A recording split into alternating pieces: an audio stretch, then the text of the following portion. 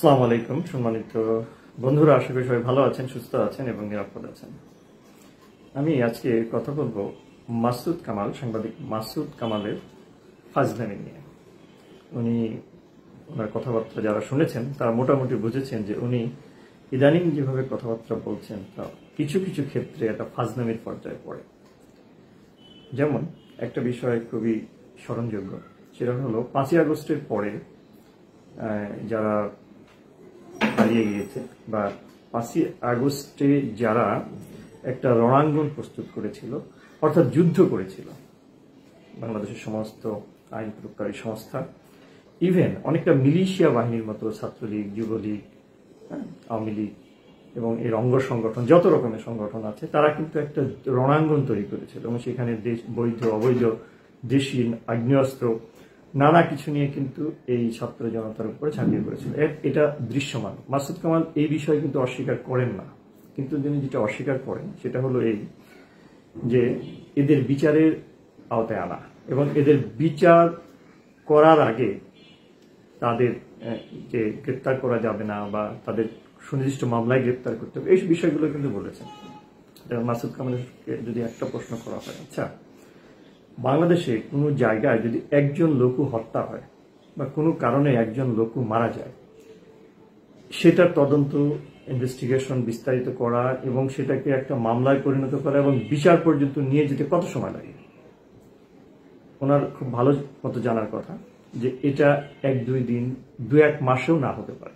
কারণ প্রকৃত অপরাধীকে আইনের ভাষায় খুঁজতে হয়, তাহলে তার নানা খুঁটিনাটি বিষয় আলোচনা পর্যালোচনা করে করতে হবে।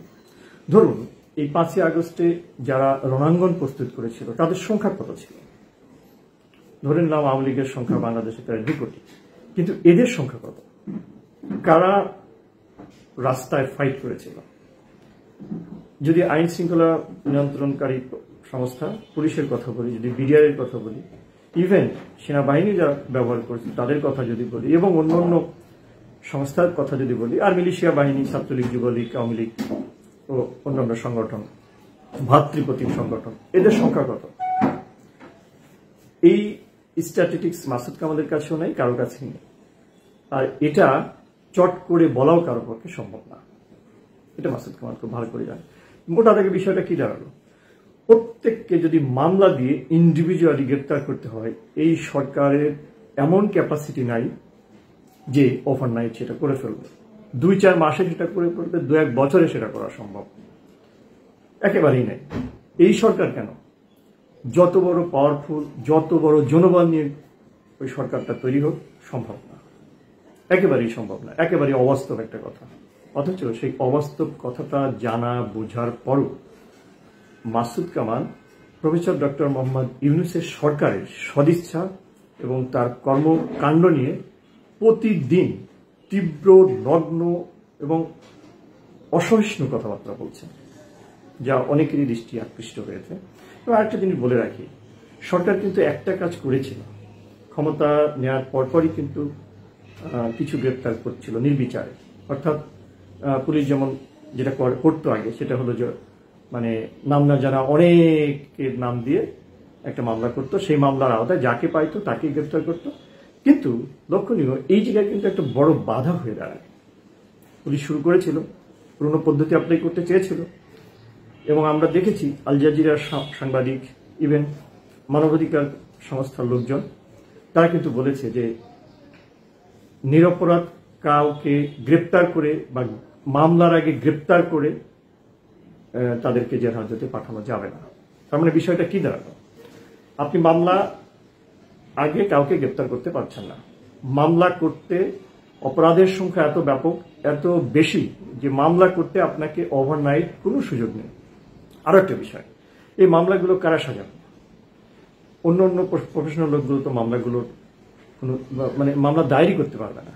একটা পুলিশবাদী কেস আপনার যদি করতে হয় তাহলে কিন্তু পুলিশের লাগবে। এখন পুলিশের অবস্থা কি ছিল? কারণ পুলিশ ছিল প্রতিপক্ষ, পুলিশ এই যুদ্ধের রণাঙ্গনে ছিল, তো তারাই আসলে এখন আসামি। তাহলে এই মামলাটা কে প্রস্তুত করবে? শুধু পুলিশ না, বিচারাঙ্গনেও ছিল, বিচারপতি ছিল, আইনজীবী ছিল। এই যে বড় একটা শূন্যতা, এই যে বড় একটা ডিজাস্টার, মানে ভয়াবহ যে একটা বিধ্বস্ত অবস্থা, এই বিধ্বস্ত অবস্থা রিবিল্ড করবে কে, প্রস্তুত করবে কে, পুনরুদ্ধার করবে কে, আর যদি করেও সময় লাগবে কত? এই খুবই বিধ্বস্ত একটা অবস্থা, সেই অবস্থাকে মানে আবার পুনঃস্থাপন করতে, ভালো করতে সময় লাগবে কত? আবার একই দিক দিয়ে এই মাসুদ কামালরা একটা মানে ক্যানভাস করতেছে বা একটা ক্যাম্পিং করতেছে, সেটা হলো যে প্রফেসর ডক্টর মোহাম্মদ ইউনূস কবে যাবে, একে নামাতে হবে। তো আপনি একে নামাতে চাচ্ছেন, আপনি একে কাজ করার সুযোগ দিচ্ছেন না, আপনি একে সময় দিচ্ছেন না। আবার আপনি বলতেছেন যে একে গ্রেপ্তার করা যাবে না, এর ভোটার সংখ্যা এত, এর সমর্থন এত, হাজার হাজার লক্ষ লক্ষ কোটি কোটি ভোটার থাকা সত্ত্বেও তারা কিন্তু সন্ত্রাসী কর্মকাণ্ডে লিপ্ত ছিল। এখন 2 কোটি লোক হয়তো সন্ত্রাসী কর্মকাণ্ডে লিপ্ত ছিল না, ধরে নেই 1 লক্ষ লোক ছিল।